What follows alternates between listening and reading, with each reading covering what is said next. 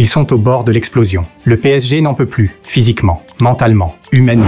Et pourtant, ils doivent encore jouer, encore courir, encore souffrir. 65 matchs pour certains joueurs, et ce n'est pas fini. Bienvenue dans le calvaire silencieux du Paris Saint-Germain. Un burn-out collectif qui menace tout, même le rêve ultime. Et ce que vous allez entendre va vous glacer. Abonne-toi si toi aussi tu veux connaître la vérité derrière les projecteurs. Parce qu'ici, on ne maquille rien. Ligue 1, gagné. Ligue des Champions, gagné. Coupe de France, gagné. Mais le prix de cette saison de rêve est terrifiant. Du mois d'août à aujourd'hui, le PSG a enchaîné plus de 60 matchs officiels, sans compter les trêves internationales. Et devine quoi? Presque tous les titulaires ont aussi joué avec leur sélection. Vitinha, Hakimi, Donnarumma, Kvaratskhelia, Doué, tous ont enchaîné les titularisations sans répit. En 8 jours, ces gars-là ont joué 3 matchs de Coupe du Monde des clubs. Surchauffés, épuisés, sans repos. Mais ce n'était que le début. Le cas Hakimi contre Seattle, il a disputé son 65e match de la saison. Tu entends bien? 65.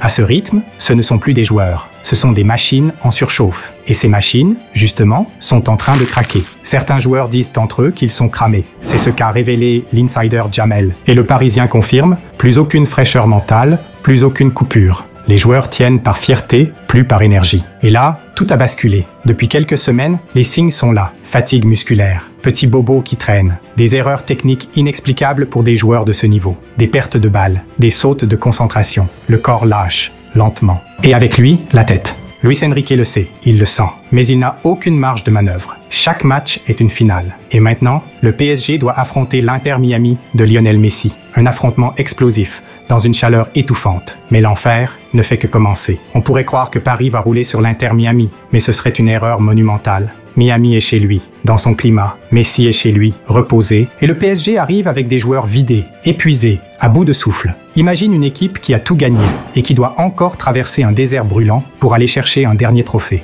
Là, tout peut se jouer sur un détail. Une crampe, une faute de concentration, un ballon mal dégagé. Et si ce match tournait mal? Et si le rêve virait au cauchemar? Ce qu'il pourrait se passer ensuite serait catastrophique. Tout perdre? Oui. Parce que dans l'état actuel des joueurs, une blessure grave peut tomber à tout moment. Et un échec face à Miami serait un séisme médiatique. Imagine, après avoir tout gagné, le PSG échoue en 8e de finale d'une compétition mondiale. La presse s'enflammerait, les critiques reviendraient. Luis Enrique serait remis en cause. Et le vestiaire, déjà au bord de la rupture, pourrait imploser. Les joueurs n'en peuvent plus, et le PSG le sait. Mais il reste encore 4 matchs à jouer, 4 finales, pour aller au bout d'un marathon inhumain. Ce qu'ils vivent, aucun autre club européen ne l'endure à ce point. Mais le plus choquant, c'est ce qui les attend juste après. Tu crois que les joueurs vont partir en vacances, s'allonger au soleil pendant 2 mois? Oublie ça. À peine la Coupe du Monde des clubs terminée, les Parisiens auront 3 semaines de répit, tout au plus. Car dès le 13 août, ils affrontent Tottenham pour la Supercoupe d'Europe. Tu imagines? Aucune vraie préparation, aucune vraie récupération, et un nouveau trophée à aller chercher.